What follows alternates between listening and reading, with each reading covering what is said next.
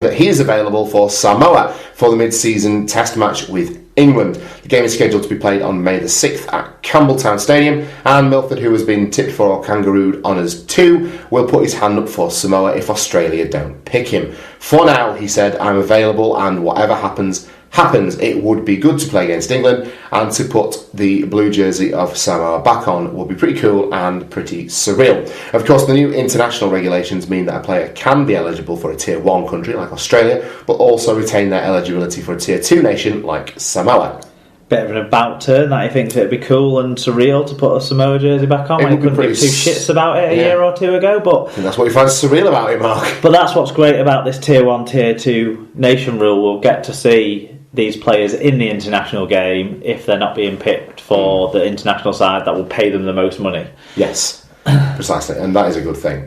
Closer to home then, the Challenge Cup 5th round draw was made on last Tuesday morning, and it threw up some interesting fixtures. Mark. Leeds Centurions will take on Hull Kingston Rovers. Featherstone Rovers will play Oldham. Leeds Rhinos will join against Doncaster. Salford Red Devils will play the Toronto Wolfpack. Whitehaven host Halifax. Dewsbury Rams will have a heavy woolen derby with the Batley Bulldogs.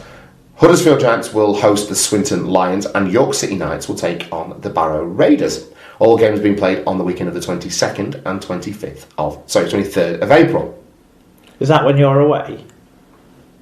No, it's the weekend before I go away. Huh? I'm never away. I'm here. I'll be here for that episode. No, I know. I just mean, I was just checking. Oh, right. Because that's around your birthday, isn't it? Yeah, my birthday's the following week on the 28th, if anyone listening would care to give me a card. Ollie Smith asked us what our opinion was on the Challenge Cup draw taking place before all the round 4 matches had been played. He said he's not a fan personally.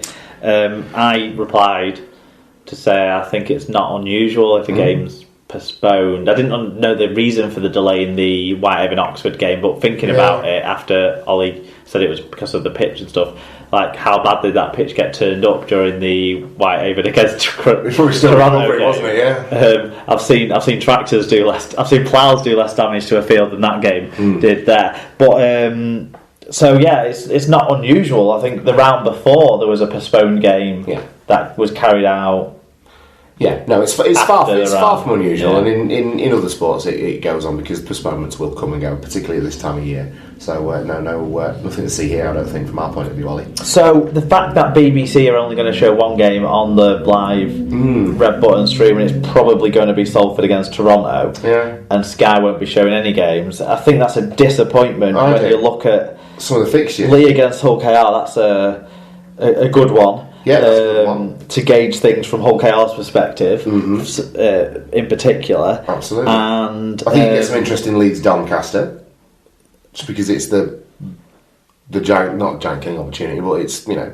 Yeah, I think it's unlikely with a League One side visiting a Super League top 4 side, but the Dewsbury versus Batley, like you pointed out, with I suppose Batley in really good form and Dewsbury not, maybe. Yeah. But still, it's always an interesting encounter. And then Huddersfield v Swinton, you know, Huddersfield aren't going great, keep losing players to suspensions or what have you, or injuries, and it's, we'll see. Yeah. But I suppose Swinton won't have much dual reg going on at the moment because Wigan have got no place to send there. It's a shit time to be Swinton. The hidden victims of the Wigan injury crisis. But there's some great games, and it's a shame that we won't get to see many. I was actually thinking of I'm busy on the 22nd. I have plans, and Wigan I think are played on the 23rd, so I can't actually go to any. And I was thinking it would have been great to have gone to one of these games. Yeah. I'm trying to think what I'll be doing. I think the 21st Wigan against Catalan, I think that's when we've got that game scheduled in for our next atmosphere-less Sunday afternoon game. Was it not very good? Sunday afternoon crack. Last week against Huddersfield there was no crowd, was there? Well, no atmosphere. Anyway, yeah. Which is a shame because normally the DW is jumping. Right. South Wales Ironman. It's a bit better at night. It is a bit better actually. You want a beer. South Wales Ironman winger Ross Bevan has been banned for 7 years and 3 months after a second anti-doping violation. Bevan, who's 24, was first banned for 2 years following a positive test for the banned steroid drostanolone in February 2015. UCAD say that Bevan's latest ban comes after he refused to submit to testing in September 2016. UCAD says the ban runs from October 2016 until January 2024, and that is fortunately the last time we're going to have to talk about this absolute moron. Yeah, what a clown shoe. Yeah, fully agree. Salford Red Devils, and finally, Salford Red Devils provided a cancer patient with a day to remember as he inspired the team ahead of their victory over Castleford 2 weeks ago. Loyal fan Anthony McConaughey, who was 61, was presented with a special invite by the club and was asked to carry the match ball out when the Red Devils defeated Castleford 13 points to 12. Mr. McConaughey, a supporter for 30 years, is defying doctors after being told he had 3 to 6 months to live over a year ago. The day was arranged after Salford season ticket holder Gaynor Lee, a volunteer at St Anne's Hospice, asked the club if they could help Anthony, a daycare patient, at the charity's site in Little Hulton. Salford star Wella Haraki and the player welfare manager Gareth Carvel visited Mr. McConaughey in the hospice, where they presented him with a souvenir shirt. They also invited him to the Super League match with Castleford, sat with an executive box for family and friends before being asked to lead the two teams out. I had a wonderful day and can't thank Salford and St Anne's Hospice enough for making it happen. I've been a Salford fan for 30 years and was in tears at the surprise visit to the hospital, Mr. McConaughey said. To go to St Anne's twice a week for complimentary therapy for my cancer, and the team there are superb. Every visit is special and brings a smile to my face. Just over a year ago, I was given between 3 and 6 months to live, and I'm still here and fighting. Good man. What an uplifting. Yeah, good and man. Finally there. Yeah, and a fabulous gesture from the club, and good luck to him and his family as he fights that cancer. Yes. Bravo indeed. He's doing a cracking job so far. Absolutely. Right, that's the news from around the world of rugby league taken care of. Let's take a look back now at round 6 of Super League.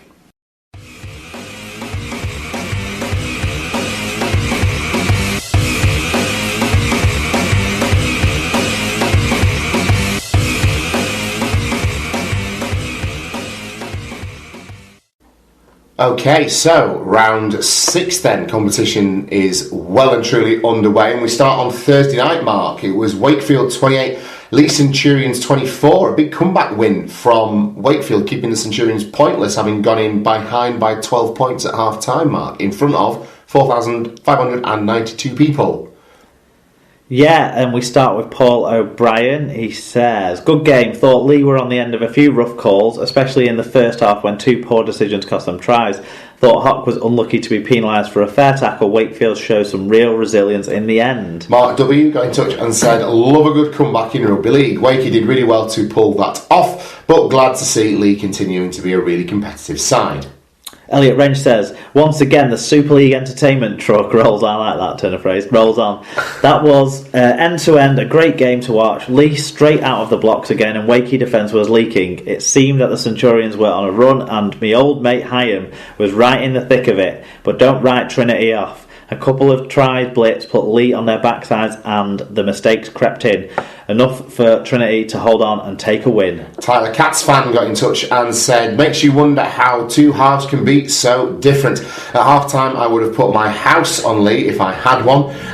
Your parents wouldn't have thanked you for that then, Tyler. Wakey's defence looked thinner than Aldi's economy toilet roll. Very nice. The second half came out really determined. Not to be beaten, and Lee's first half dominance melted away. Fafita was massive, plus a couple of close calls went Trin's way, and they finished deserved winners for me. An enjoyable game. Scoots28 Max said, well, there were more points scored than I was expecting in a topsy-turvy, take it in turns to fail to defend type of game. Wakey came out the better team in the second half, and over the 80 deserved the win. If only Williams had kicked one of those goals, my Super Roo predictions would have been spot on. Yes, Scoots, but mine wouldn't have been. No, there you go.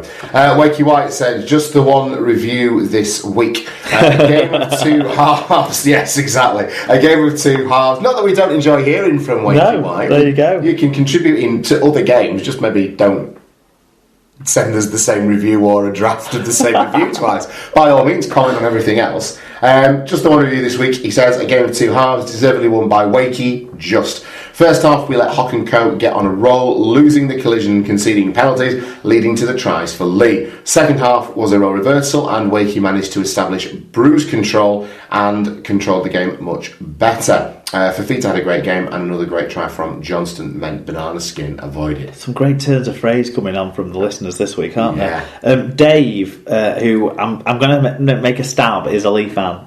I'm going to make a stab. Says, game of two halves. When are these referees going to be held responsible for their decisions? Absolutely shocking. Cost Lee the game. At least we know how to put the ball down. At least we know now to put the ball down before the line. The try will be given. That's the... I think it's a fairly safe assumption that he's a Lee fan. We'll pause it there, and I guess we'll cover the broader topic of refereeing decisions after we've had everyone's reviews. Yeah. But this is specific to the Ben Jones-Bishop try. Yeah. I thought it touched the line. Yeah, it was a try for me. Live, I thought at full speed, I thought it reached the line. Yeah. It was close, but I've got no objection with it going up a try and coming back a try after the video footage that we saw. Yeah, it was very close. I watched it over a few times, and yeah. If we're talking, a 50-50 call that landed in favour of Wakefield, I'd say, that it was a 50-50 call or a 51-49 call maybe. Yeah. But genuinely, I think it fell the right way. I do think it was just a try. Yeah. No, I agree. Unfortunately, there were some other decisions that there's no debate here on that one. There was, yeah. We'll talk about the other ones in a little while because I do think there were some decisions that no one's really talking about that went Wakefield's way as well. Later on, there was like a ball strip knock-on incident in the middle towards the end of the second half that no one's really mentioned, but the two first half decision ones that everyone. Well, they're more high profile in terms of what they're addressing, aren't they? What they highlight, aren't they? So that's why. So Brian Davis says, "Oh, sorry, it's you, innit?" May I? Yes, thank you. Brian Davis says, "Well, we won. Not sure this no contact defence that Wakey are piloting is really going to catch on. It kind of makes it easy for the opposition to score. Lee's first 4 attacks resulted in 4 tries. Still, it was nice to win consecutive matches at home for a change, and we need to win these types of matches to have any chance to get to the top 8.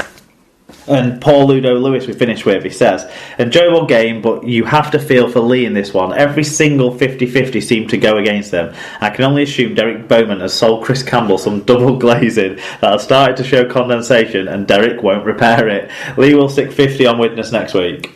Doesn't he do sun decks? Doesn't he do decking? Or do he do windows as well? Maybe he does like the whole conservatory, decking, back of your house scenario. Yeah, he's off the money, wasn't he? Derek Beaumont. Oh yeah, he looks in great shape. Timber he's lost. Fair play to the guy. Yeah, definitely. Absolutely. And he looks more. He looks more serious now. He looks like less like just some boozy guy having a lark with his local team. It was. Look, I always felt it was like something out of Phoenix Nights. It looks like he takes. It does. It makes him look.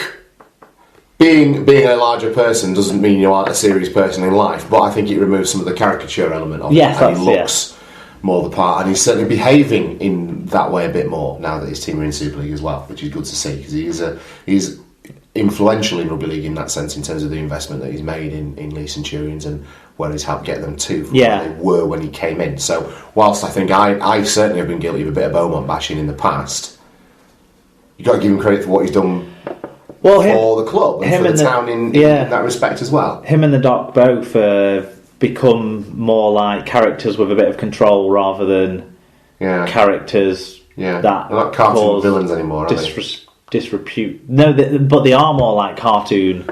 Well, they're not as. I don't know. They're not as. They're not a serious danger to the reputation of the game. Exactly. The villainy of them now is more innocent to the wider perception of the sport. No, so, right. The first half, Lee basically, like Brian pointed out, scored whenever they wanted. Yeah. Wakefield,